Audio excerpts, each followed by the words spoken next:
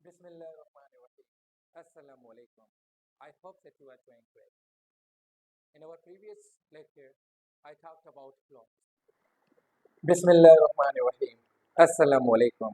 I hope that you are doing great. In our previous lecture, I talked about clause.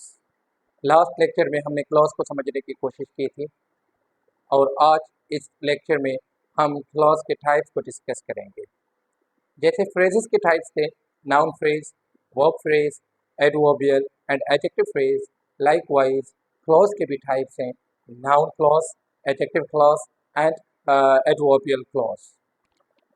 इस video में हम noun clause को discuss करेंगे कि noun clause क्या होता है। So let's see what a noun clause is.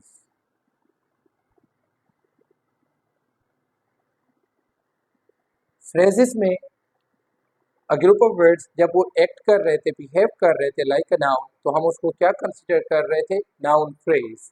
Likewise अब अ ग्रुप ऑफ जो वर्ड्स होंगे, अ ग्रुप ऑफ वर्ड्स जो होगा हैविंग इट्स ओन सब्जेक्ट और प्रेडिकेट, मतलब एक क्लॉज होगा और if it starts behaving like a noun या ये एक्ट करता है नाउन की तरह, तो इसको हम क्या कहेंगे? नाउन क्लॉज कहेंगे। नाउ यू सी एग्जाम्पल के साथ हम डिस्कस करेंगे कि आई नो। अगर सिंपली मैं यहाँ तक जो है सेंटेंस को कंप्लीट करना चाहूँ तो इट मीन्स कि this sentence is incomplete. I know what, it means कि this sentence is not complete. I know what, I don't know anything, मतलब आई नो मैं जानता हूँ। सिंपली अगर स्पोकन लैंग्वेज में तो ये कंप्लीट हो जाएगा। अगर आप कोई भी चीज़ या कोई भी चीज़ मुझे बताएं, कोई भी बात करते हो तो सिंपली मैं कहता हूँ कि आई नो मतलब मैं जानता हूँ, मुझे पता है, तो that is the complete. Otherwise यहाँ पे आई नो समथिंग, यहाँ पे जो वर्ड आएगा आई नो समथिंग, मतलब आई नो समथिंग या समवन, या क्या होगा? समवन।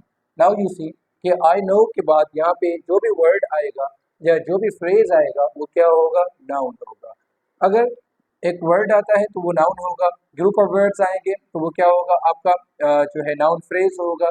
अगर एक ग्रुप ऑफ वर्ड होता है उसमें सब्जेक्ट भी होता है और प्रेडिकेट भी होता है तो वो हमारा क्या होगा? एक नाउन क्लॉज होगा, क्योंकि इस जगह पे आई हमारे क्या आ सकता है? नाउन आ सकता है। तो अब कैसे होगा? For example I know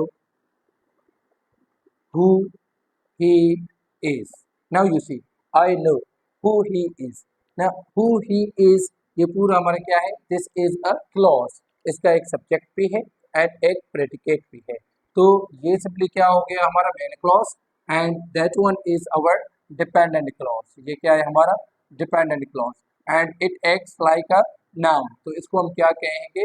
noun clause. This is our noun clause. Now another example वो ये है कि आई अंडरस्टैंड। आई अंडरस्टैंड, मैं समझ सकता हूँ। आई अंडरस्टैंड का मतलब मैं समझ सकता हूँ, मैं समझता हूँ। क्या समझता हूँ?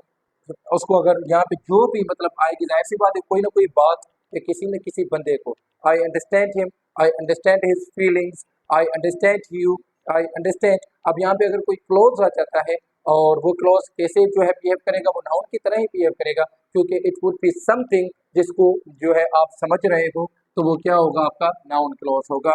जैसे for example I understand what he means.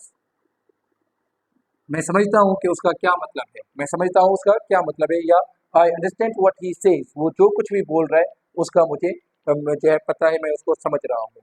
सो ये दोनों आई होप कि आपको समझ आ गया होगा कि आई नो के बाद जो क्लॉज आएगा वो भी क्या होगा? हमारा नाउन क्लॉज, और आई अंडरस्टैंड के बाद भी जो क्लॉज आएगा वो भी हमारा क्या होगा?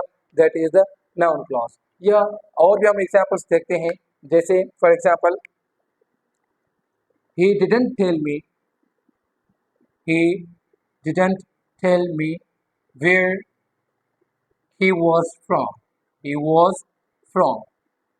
Now you see again, he didn't tell me where he was from। where he was from is the noun clause, दो कि आप लोकेशन की बात कर रहे हैं, but in this sentence it is something that he didn't tell you। अब उसने कोई बात आपको नहीं बताई, कोई बात, और वो जो बात थी कौन सी बात थी? दैट वाज कि वेयर ही वाज फ्रॉम, वो ये थी कि वो कहाँ से था। कहाँ से था is something that I wanted to know but he didn't tell me, जो मैं जानना चाहता था लेकिन उसने मुझे नहीं बताई। सो दिस समथिंग, ये जो है ये it acts like a noun, तो इसको भी हम क्या कहेंगे, नाउन क्लॉज। या हम लास्ट एग्जांपल को देखते हैं, जैसे for example he found he found that he found that the door of the room was broken, of the room was broken। अब he found that the door of the room was broken, उसने देखा कि जो room का जो दरवाज़ा था वो टूटा हुआ था। तो ये देखें उसने मतलब he found something and that something was के जो डोर था रूम का वो broken था। तो ये समथिंग था। नाउ यू सी इस जो है इन सेंटेंसेस में he found something and that something वो क्या होता है, नाउन होता है हमारा, ठीक है। I know something या I know someone, यहाँ पे I know who he is, it means कि I know someone, I know him, simply you can say him को हमने जो है वो him की जगह पे क्लॉज यूज किया, I know who he is।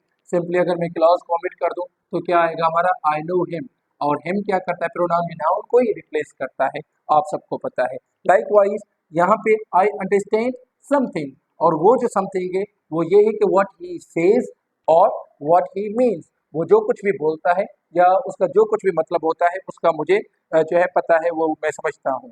या simply he didn't tell me, अब he didn't tell me what didn't he tell me, उसने मुझे क्या नहीं बताया, मतलब कोई ना कोई बात नहीं बताई ना। एंड दैट जो बात होती है और वो जो समथिंग है दैट वाज के वेयर ही वाज फ्रॉम, वो कहाँ से है, तो ये भी हमारा क्या होगा, नाउन क्लॉज होगा। तो नाउ यू सी इसमें ये where he was from, this is the something, he didn't tell me something, आप इसको रिप्लेस कर सकते हो समथिंग के साथ। I understand something and that something is कि what he means, I know someone, और वो समवन कौन है, वो he is, and he found that the door of the room was broken, या ही फाउंड समथिंग, मुझे उसे कुछ मिला, क्या मिला कि जो दरवाजा था रूम का वो टूटा हुआ था। सो यू सी कि जब भी वो यहाँ पे जो है क्लॉज आएगा और वो समथिंग को रेफर करेगा या समवन को रेफर करेगा, इट मीन्स कि वो एक्ट कर रहा होगा नाउन की तरह, और वो आपका क्या होगा, नाउन क्लॉज होगा, अगर उसका एक सब्जेक्ट भी है एंड प्रेडिकेट भी है। हमने लास्ट लेक्चर में क्लॉज को डिस्कस किया है, अगर आपको समझ नहीं आया तो पहले क्लॉज को समझने की कोशिश करें एंड देन आप इस लेक्चर को सुने, तो ये आप इजीली इसको समझ जाएंगे। आई होप कि आपको समझ आ गया होगा what noun clause is. Thank you so much.